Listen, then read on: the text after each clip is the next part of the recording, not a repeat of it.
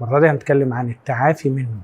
هل التعافي ممكن؟ ممكن. هل في ناس بالفعل تعافوا؟ كتير قوي وآلاف. ربما السنكسار وبستان الرهبان سجل لنا قصص كتيرة جدا عن قديسين كانوا عايشين حياة الفجور والدنس وتحولوا ليس مجرد تائبين عاديين أو مؤمنين عاديين، ولكن متبتلين أيضا وسكان براري ورهبان وسواح.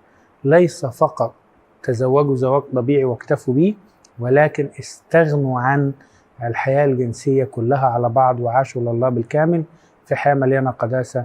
وتشهد سيرة القديس الأنبا موسى الأسود شفيع التائبين، قديس أوغسطينوس اللي بيقول كنت قد عميت من البركان الكثيف المتصاعد من ثورة الشهوات الجسدية. يعني كان في مستوى عالي جدا من الإفراط في الشهوات، ولكن صار من أقوى التائبين وصار أسقف ومعلم ولاهوتي وفيلسوف مسيحي كبير. سمعنا عن القديسة مريم المصرية التائبة اللي بقت سائحة في البرية لا ترى وجه إنسان وعاشت حياة مقدسة. سنكسارنا القبطي وحياتنا الكنسية زاخرة ومليانة قوي بالقديسين. خلي قديسين تائبين وكانوا سبق لهم خبرات، خليهم هم شفعاء لينا في هذا المجال. يبقى في العلاج الروحي الأول، وفي العلاج النفسي والعضوي والطبي والعلاج الجمعي والعلاج المعرفي السلوكي، وأنواع من العلاجات هنتكلم عنها ببساطة باختصار شديد. العلاج الروحي المواظبة على أسرار الكنيسة، وخصوصا الاعتراف بانتظام وبحقيقية بالكامل.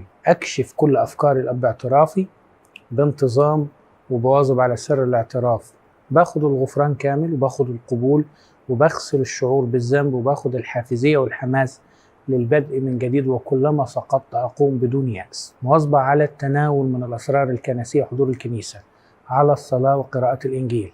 ده العلاج الروحي. آباء القديسين قالوا الذهن لما يتوجه بعيدا عن الله بيمرض، فكمان عايز أعيد توجيه ذهني إلى الله والتأمل في الله نفسه. يا رب عايز ذهني ينشغل بيك، عايز أتعافى عشان أتحرر من الانشغال عنك، عايز أرجع أبقى ابنك، عايز أبقى شاخص للسماء وباصص ليك أنت. غير الحياة الكنسية وممارسة أسرار الكنيسة والقراءات الروحية، يوجد هناك أيضا علاج مشوري. ممكن أشوف حد متخصص في علاج الإدمان الجنسي وأقعد معاه وأخد برامج.